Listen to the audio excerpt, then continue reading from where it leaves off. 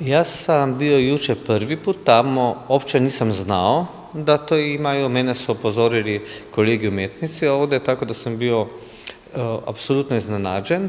A isto tako se tamo vidio da je to potpuno nerazumevanje tog plakata, jer taj plakat je bio izuzetno jaka kritika fašizma i komunizma, ne, jer smo mi sa tim plakatom kazali da fašizam i komunizam jest isti izam.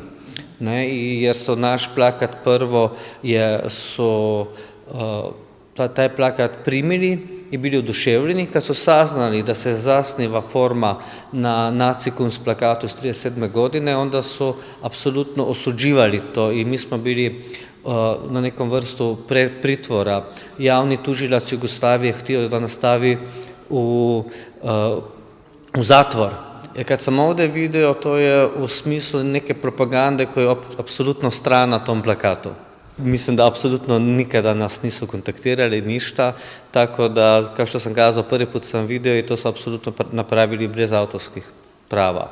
Ja mislim da je u tom smislu Makedonija ili to dosta slično Severnoj Koreji, ne, jer Južnoj Koreji, ne, zbog toga jer je to apsolutno nešto što brišu povijest. Da li ćete vi nešto preduzeti povodom toga, jer je ipak to vaše autorsko? Da, pošto ja radim u grupi, uvijek treba grupa da se konsultira i možda sa advokatom i onda vidjeti šta i kako.